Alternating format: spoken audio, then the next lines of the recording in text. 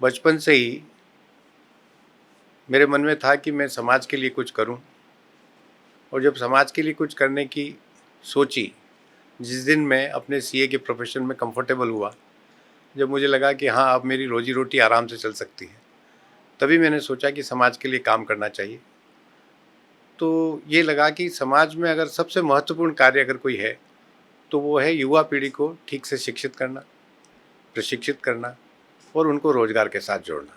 साथ ही साथ उनमें राष्ट्रभक्ति का भाव, समाज के प्रति संवेदनशीलता और अपने महापुरुषों के साथ उसको जोड़ते हैं। अगर हम इस तरीके से कुछ शिक्षण संस्थान चलाएंगे और काम करेंगे, तो शायद कुछ अच्छा कर पाएंगे और समाज को एक अच्छे नवयुवक दे पाएंगे। इसी उद्देश्य से मैं एजुकेशन में आया। अशोक जी, आप किन किन संस्थाओं से जुड़े हैं वर्तमान में मैं ये यहाँ जो मेवाड़ इंस्टीट्यूट है, जिसमें 3 इंस्टीट्यूट चलते हैं, Mewar institute of management, Mewar law institute और मेवाड़ गर्ल्स बिजनेस स्कूल, इनका चेयरमैन के नाते जुड़ा हुआ। मेरी मेवाड़ यूनिवर्सिटी है राजस्थान चित्तौड़गढ़ में, उसका मैं चांसलर हूँ। और एक गर्ल्स कॉलेज चलता है हमारा चित्तौड़ में, मेवाड़ गर्ल्स कॉलेज शहर में चलता है। उसमें कई सारे कॉलेजेज हैं, उन सब में मैं जॉइंट सेक्रेटरी के रूप में काम कर रहा हूँ। एक नाइजीरिया में मेवाड़ इंटरनेशनल यूनिवर्सिटी है, उसमें को चांसलर के रूप में काम कर रहा हूँ। और दुबई में हमने अभी खोला है एक रिसेंट में स्किल डेवलपमेंट सेंटर, तो उसमें भी मैं को प्रमोटर की तरह काम कर रहा हूँ। आपने बताया कि आप देश के अनेकों संस्था से जुड़े हैं, देश में भी आपका इसके अलावा एकात्म मानव दर्शन अनुसंधान एवं विकास प्रतिष्ठान है, जो दीनदयाल जी का एकात्म मानव दर्शन है, उस पर काम करता है रिसर्च का। मैं उसमें उपाध्यक्ष के नाते काम कर रहा हूँ। और संघ की दृष्टि से एक संगठन चलता है भारतीय शिक्षण मंडल, उसमें मेरठ प्रांत के अध्यक्ष के नाते काम कर रहा हूँ। शिक्षण संस्थानों से जुड़ने के आपके उद्देश्य क्या हैं? शिक्षण संस्थानों के जुड़ने का मेरा उद्देश्य सिर्फ इतना है कि नौजवान पीढ़ी को, और विशेष रूप से वो वाले नौजवान जो गरीब घरों से ताल्लुक़ रखते हैं, गाँवों से ताल्लुक़ रखते हैं, सीमावर्ती क्षेत्रों से ताल्लुक़ रखते हैं, पिछड़े हुए क्षेत्र से आते हैं, उन बच्चों को पढ़ाना, प्रशिक्षण देना, रोजगार के साथ जोड़ना और राष्ट्र की मुख्य धारा में लाना, ये मुख्य उद्देश्य है शिक्षा में आने का। एक तरफ शिक्षा महंगी होती जा रही है, अनेक इंस्टीट्यूट हैं जो महंगाई की तरफ कर रहे हैं, ऐसे में गरीब और पिछड़े वर्ग के लिए आप कुछ कर रहे हैं? ये आपने बहुत अच्छा मुद्दा उठाया कि आज की डेट में सबसे बड़ी समस्या है, विशेष रूप से स्कूली शिक्षा लो तो वो भी, और उच्च शिक्षा में भी मध्यम वर्ग और उससे मध्यम वर्ग से नीचे के जो वर्ग हैं, उनको अपने बच्चों को शिक्षित करना वास्तव में एक बड़ा पेचीदा काम है, बड़ी मुश्किल चुनौती है। इन सब को ध्यान में रखते हुए ही हमने ये शिक्षण संस्थान प्रारंभ किए हैं। हमारे यहाँ बहुत मिनिमम फीस में हम बच्चों को पढ़ाते हैं, चाहे वो गाज़ियाबाद का सेंटर हो, चाहे वो चित्तौड़गढ़ का सेंटर हो, चाहे वो मेवाड़ यूनिवर्सिटी हो, मेवाड़ गर्ल्स कॉलेज हो। बहुत कम फीस में हम बच्चों को पढ़ाते हैं। और फिर उसमें भी जो ऐसे घरों से बच्चे आते हैं जो बिल्कुल भी कुछ नहीं दे पाते, तो हम 50% तक उनको स्कॉलरशिप देते हैं और बाकी 25% सरकार की विभिन्न स्कीमों से लेने की कोशिश करते हैं। 25% बच्चा देता है और ऐसे हज़ारों बच्चे पढ़ रहे हैं। आपको जानकर आश्चर्य होगा कि पिछले 5 सालों में हमने लगभग 33 करोड़ रुपए की स्कॉलरशिप दी है। अब तक के जो आपके उद्देश्य रहे हैं, उनमें कितनी प्रतिशत आप कामयाब हुए हैं और आपका टारगेट क्या है? मैं देखो आपको बताना चाहता हूँ कि हमारे पास टोटल मिला के अभी 17,000 बच्चे हैं सभी संस्थानों में, और उसमें से 75% बच्चा SC, ST, OBC और माइनॉरिटी का है। ये पहला ग्रुप ऑफ इंस्टीट्यूशन है पूरे देश भर में जहाँ रिजर्वेशन के सारे रिकॉर्ड टूटे हैं, यानी कि 75% बच्चा उस तबके से आता है और उस 75% में से 90% बच्चा वह गाँवों से ताल्लुक़ रखता है, गरीब घरों से ताल्लुक़ रखता है। तो इस नाते देखा जाए तो हम अपने मिशन में काफ़ी कामयाब हुए हैं और आगे की योजना भी यही है भाई साहब। अभी आपको जानकर आश्चर्य होगा कि हमने भारतीय सेना, इंडियन आर्मी के साथ MOU किया है, पिछले 3 साल हो गए हैं उसमें, जहाँ जम्मू कश्मीर के बच्चे, गरीब घरों के बच्चे, बॉर्डर एरिया के बच्चे आर्मी सेलेक्ट करके हमको देती है और उसमें 50% उनकी फ़ीस इंडियन आर्मी देती है, 50% हम देते हैं और बच्चा फ्री पढ़ता है। इस तरीके का 700 बच्चा जम्मू कश्मीर का अभी अपने विश्वविद्यालय में पढ़ रहा है। आपके संस्थान में लगभग कितने सारे संस्थानों में की बात की है तो लगभग कितने विद्यार्थी होंगे, कहाँ से हैं और लगभग हाँ, कौन से कोर्स लगभग टोटल 17,000 बच्चे हैं सभी संस्थानों में मिला के, और 29 स्टेट्स के बच्चे हैं भारत की बात करें तो, और अगर विदेश की बात करें तो 20 देशों के बच्चे हैं। और जो पढ़ रहे हैं उसमें मैनेजमेंट है, कंप्यूटर साइंस है, लॉ है, इंजीनियरिंग है, फार्मेसी है, एग्रीकल्चर है, पैरामेडिकल है, फाइन आर्ट्स है, ह्यूमैनिटीज़ हैं। इन सारे कोर्सेज में बच्चे पढ़ाई कर रहे हैं। और एक चीज़ और भी है, इन बच्चों को साथ के साथ जो स्पेशली चूँकि हमारे पास इस तबके के बच्चे ज़्यादा आते हैं, तो इन बच्चों के लिए हम कॉम्पिटिटिव एग्ज़ाम्स की भी तैयारी हम साथ के साथ कराते हैं विदाउट एनी फीस, निःशुल्क। 4 साल का बच्चे का कोर्स है तो 4 साल उसको कॉम्पिटिटिव एग्ज़ाम्स की भी तैयारी हाथ के हाथ होती है उसमें। उसके लिए हमने एक डायरेक्टरेट बना रखा है जिसमें उन बच्चों को सिविल सर्विसेज की, स्टेट सर्विसेज की और तमाम तरह के एग्रीकल्चर की, पुलिस की, जो उसकी रुचि का विषय है उसमें उसको कोचिंग कराते हैं और उसकी पढ़ाई कराते हैं। तो गरीब और असहाय बच्चे होते हैं या 10वीं फेल हो जाते हैं या पास हो जाते हैं, उन बच्चों के लिए आपके पास क्या योजना है? 10वीं पास हो गए या 10वीं फेल हो गए और जिनकी आगे कुछ पढ़ने की इच्छा नहीं है या उनकी सामाजिक परिस्थितियाँ ऐसी है कि वो पढ़ नहीं सकते, ऐसे बहुत सारे बच्चे हैं और हर स्टेट में है। उन बच्चों के लिए हमने एक डिपार्टमेंट बना रखा है स्किल डेवलपमेंट का, कौशल विकास का, और उसके लिए हम हर साल 5,000 इस तबके के बच्चों को ट्रेनिंग देते हैं, रोजगार के साथ जोड़ते हैं या उनके अपने सेंटर्स खुलवाते हैं। अभी आपको जानकर आश्चर्य होगा कि हमने महिंद्रा ट्रैक्टर का सेंटर अपनी यूनिवर्सिटी में बनाया, जिसमें महिंद्रा ट्रैक्टर खुद आए और महिंद्रा ट्रैक्टर की सारी मशीनरी, उनका ट्रैक्टर वहाँ आया और बच्चा वहाँ ट्रेनिंग ले रहा है और फिर वो महिंद्रा ट्रैक्टर के शोरूम में नौकरी लग रहा है या खुद मैकेनिक बन रहा है। उसी तरीके हमने अशोक लीलैंड वालों के साथ MOU किया, अशोक लीलैंड की ट्रक वहाँ आ गई, अशोक लीलैंड के वो ट्रक चलाना सिखाते हैं और ड्राइवर बनाते हैं। अब 10वीं पास बच्चा ड्राइवर भी बन गया और उसको लाइसेंस मिल गया तो आज की डेट में बहुत अच्छा रेमुनरेशन है। विदेश में चला जाए तो सबसे महंगा आज की डेट में ड्राइवर है, 70,000 80,000 रुपये महीने की तनख्वाह पे ड्राइवर लगता है। तो हम 3 काम करते हैं, समाज निर्माण, राष्ट्र निर्माण और देशभक्ति। ये तीनों चीज़ें एक साथ जुड़ी हुई है। उसमें हम पहला काम ये करते हैं कि हमने NSS के माध्यम से, राष्ट्रीय सेवा योजना के माध्यम से जितनी योजनाएं उनकी आती है उन सबको इम्प्लीमेंट करते हैं और बच्चों को इन्वॉल्व करते हैं, जिससे कि बच्चों को हाथ से समाज का काम करने की आदत पड़े। दूसरा, विभिन्न महापुरुष जिनका अपने भारत के बनाने में योगदान रहा है, स्वतंत्रता आंदोलन में या उससे पहले मध्यकाल के, जैसे महाराणा प्रताप हुए, शिवाजी हुए, गुरु गोविंद सिंह हुए, और जो स्वतंत्रता सेनानी हुए उसमें भगत सिंह हुए, राजगुरु हुए, सुभाष बोस हुए, बाल गंगाधर तिलक हुए, मदन मोहन मालवीय हुए, इन सब की जयंतियां हम मनाते हैं। और जयंतियां मनाते हैं, स्टाफ भी लगता है, फैकल्टीज़ भी लगती है, हम भी लगते हैं और बच्चे भी लगते हैं, और सब लोग अपना अपना कार्यक्रम देते हैं। उससे उनमें स्वाभाविक रूप से राष्ट्रभक्ति का भाव और अपने महापुरुषों के प्रति एक आदर और सत्कार का भाव उनमें और एक प्रेरणा का स्रोत पैदा होता है।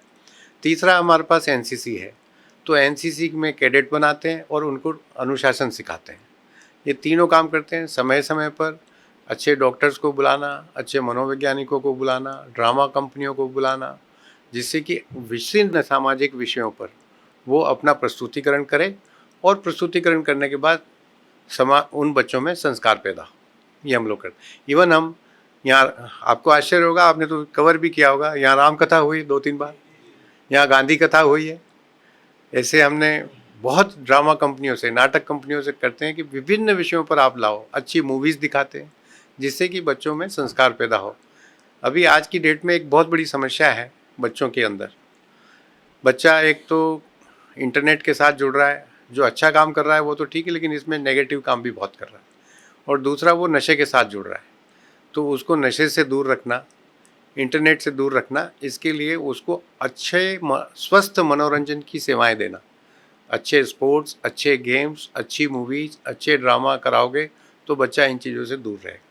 और अगर ये नहीं कराओगे तो अपने हॉस्टल के रूम में बैठा-बैठा मोबाइल से टिक-टिक करता रहेगा और यहाँ कहीं से जाके पुड़की ले आएगा और खा लेगा, तो वो नशा करेगा।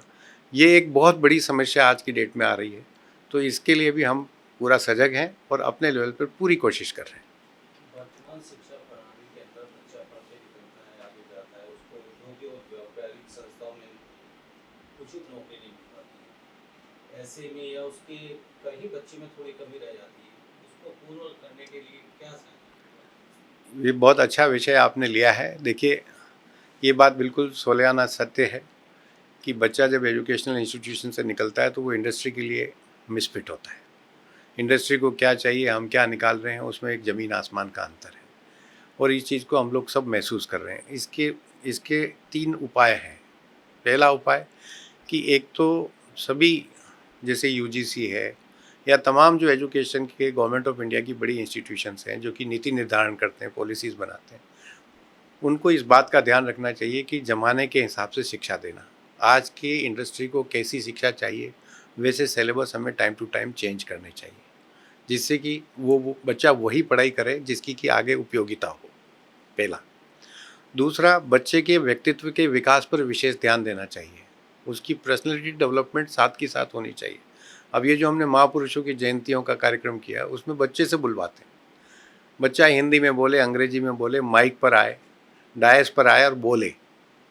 जब वो बोलता है तो उसकी झिझक खत्म होती है।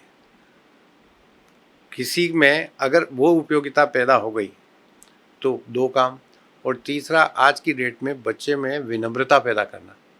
सबसे बड़ी समस्या है, एरोगेंट हो रहे हैं बच्चे, क्योंकि कम संतानें हो गई है, बहुत लाड़ प्यार से बढ़ते हैं और बाद में समाज में जाके एरोगेंट बन जाते हैं।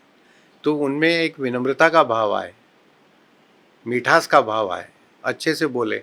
इतना भर अगर हम एजुकेशनल इंस्टीट्यूशन बच्चों में कर दे तो बच्चा अपने आप नौकरी लग जाता है। जब नौकरी करने जाता है तो उसको कोई डिफ़िकल्ट सवाल नहीं पूछे जाते, उसका एटीट्यूड देखा जाता है, उसकी अपीयरेंस देखी जाती है, उसका बोलने का तरीका देखा जाता है। वो अगर ठीक हो गया तो बच्चा तो फिर वर्किंग प्लेस पे ही सारे काम सीखता है। आप सब लोग भी ऐसे ही सीखे हो। डॉक्टर साहब, वर्तमान समय में बेरोजगारी, भ्रष्टाचार, जातिवाद, वर्गवाद, सांप्रदायिकता, आतंकवाद, लूट, चोरी, गुंडागर्दी, नशाखोरी, अनेकों बुराइयां हैं, कुरीतियां चल रही हैं। ऐसे समय में आपकी क्या सोच है? ये इन सब समस्याओं का देखिए एक ही इलाज है कि हमारी जो युवा पीढ़ी है उसको ठीक से शिक्षित किया जाए, प्रशिक्षित किया जाए, संस्कारित किया जाए और समाज में दिया जाए। युवा पीढ़ी पर ही सारा है। देखिए, इस देश में लगभग 60 करोड़ युवा हैं। विश्व की सबसे बड़ी युवा आबादी है। अगर हमने इनको ठीक कर लिया तो देश ही क्या, पूरे विश्व में हमारे ये संस्कारित नौजवान छा जाएंगे।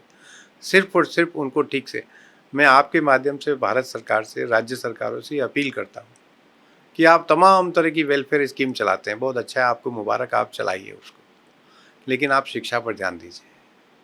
बच्चों को ठीक से शिक्षित और प्रशिक्षित कराने पर ध्यान दीजिए। अगर हमारा बच्चा ठीक हो गया, चाहे वो लड़का हो, चाहे लड़की हो, चाहे वो किसी जाति धर्म का हो, अगर वो ठीक हो गया तो फिर सब चीज़ें अपने आप ठीक हो जाएगी। मेरा तो यही मानना है कि हमें अपनी युवा पीढ़ी पर ध्यान देना चाहिए। युवाओं की बात करते हैं, आप उम्र के इस पैदान का और युवाओं के बीच रहकर आप कैसा महसूस? ये बात तो सही कही आपने। अभी भी 65 साल में हूँ, लेकिन आपको लगता हूँ कि मैं बिल्कुल युवाओं जैसा मेरे में जोश है। तो वो उसकी वजह है कि मैं इन युवाओं के बीच रहता हूँ। जब आप युवाओं के बीच रहते हैं तो आपको अपनी उम्र का ख्याल नहीं रहता और आप भी युवा अपने आप को महसूस करते हैं। और मैं इसको व्यक्तिगत रूप से महसूस करता हूँ डेली कि जब युवाओं के बीच में जाते हैं तो युवाओं जैसे हो जाते हैं।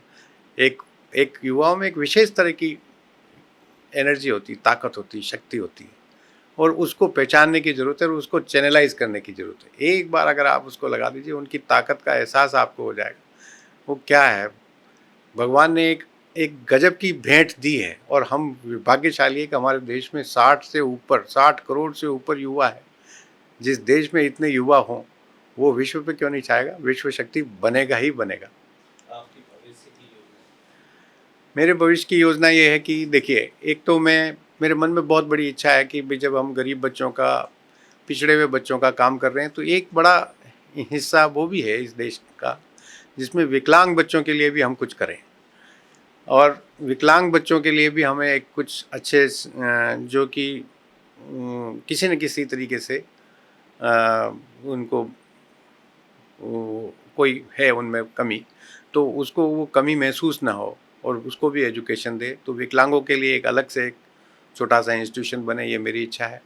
इसके अलावा जो इस देश के युवा हैं उनको आत्मनिर्भर बनाना, समाज के प्रति संवेदनशील बनाना और राष्ट्रभक्त बनाना, ठीक से शिक्षित करना, प्रशिक्षित करना, और उन सब के लिए जब जैसी परिस्थिति आए वैसी योजना बनाकर उनको क्रियान्वयन करना। जैसा कोर्स उनको चाहिए वैसा कोर्स लाना, जैसा टीचर उनको चाहिए वैसा टीचर लाना, जैसा इंफ्रास्ट्रक्चर उनको चाहिए वैसा इंफ्रास्ट्रक्चर देना। ये मेरे जीवन का मिशन है। मुझे लगता है मैं अपना जीवन पूरा इसी काम में लगाऊंगा। ये जो हमारी नई स्कॉलरशिप की योजनाएं आ रही हैं, इनका लाभ किसको, किस छात्र को किस तरह से मिल सकता है? नई स्कॉलरशिप की योजना इस साल हमने एक और लगाई है, जिसमें पहली स्कीम है। हालांकि आर्मी वाली स्कीम जो है वो मैंने बताया आपको, वो जम्मू कश्मीर के बच्चों को होती है। लेकिन जब जम्मू कश्मीर के बच्चों को जब ये स्कॉलरशिप मिलती थी तो बहुत सारे ऐसे बच्चे आते थे कि सर हम भी तो गरीब हैं, हमारे पास भी कुछ नहीं है, तो हमारा भी कुछ होना चाहिए। तो हमने ये स्पेशल स्कॉलरशिप निकाली जिसमें नवोदय विद्यालय, DAV स्कूल्स, विद्या भारती के स्कूल्स और कैसे भी स्कूल जिसमें 85% से ज़्यादा बच्चा ला रहा है नंबर 12th में, और वो बच्चा आर्थिक रूप से कमज़ोर है, तो उसको ये स्कीम मिलेगी। उसमें उसको 1 रुपया भी नहीं देना, उसका रहना, खाना, वर्दी, किताबें, ट्यूशन फीस सब देंगे।